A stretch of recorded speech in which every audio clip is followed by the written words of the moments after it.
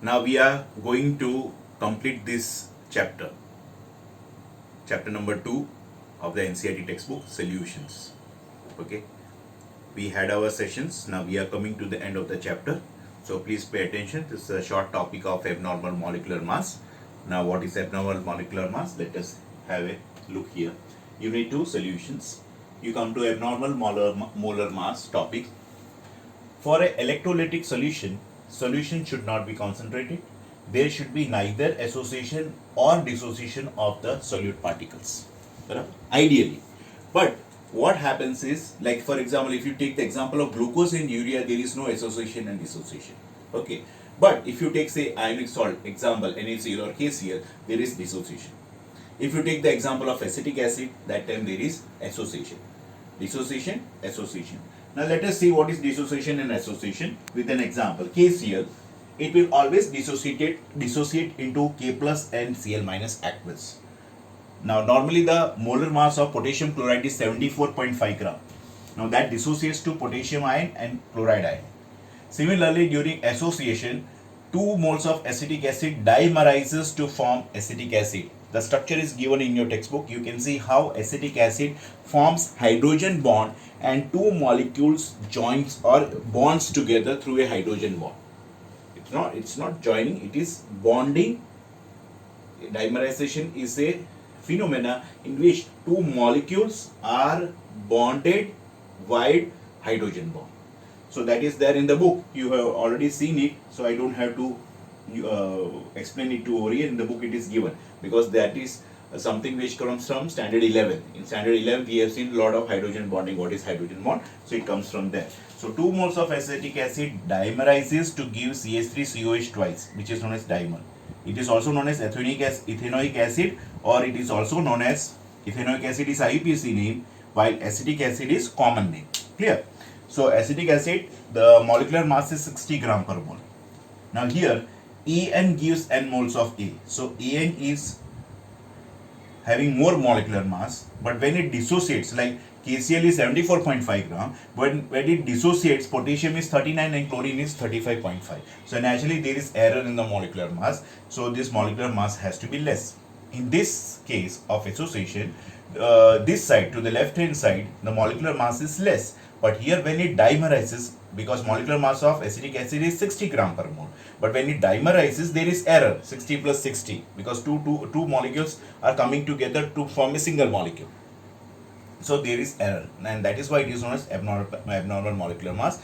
So generalized, if you see n moles of A giving A whole n times, so more molecular mass. So Van 't Hoff factor I is given to calculate the or correct the error in the molecular mass that is being calculated. So here Van 't Hoff factor I comes, I is nothing but equal to normal molecular mass divided by abnormal molecular mass slash observed molecular mass.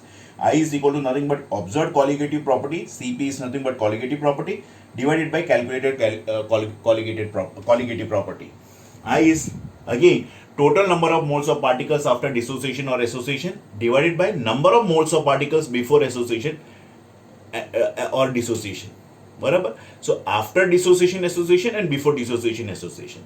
Now if there is no dissociation, for example glucose and urea, there is no dissociation or association, in that case I factor, these are the various options left with us which we have to use for the numerical. So I value will be 1 in the case of glucose and urea, because it neither dissociates nor or associates.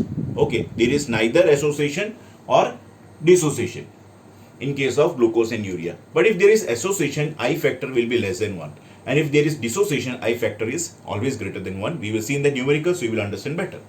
Van 't Hoff factor and extent of association and dissociation. So first is degree of dissociation. Alpha is equal to number of moles of substance dissociated divided by total number of moles. So number of moles undissociated is always 1 minus alpha. Number of moles formed will be m into alpha. So total number of moles क्या होगा? Undissociated plus moles formed. So 1 minus alpha plus m alpha. Now I factor is equal to, you add this 1 minus alpha plus m alpha divided by 1. So that is m alpha minus alpha, 1 is taken this side plus 1.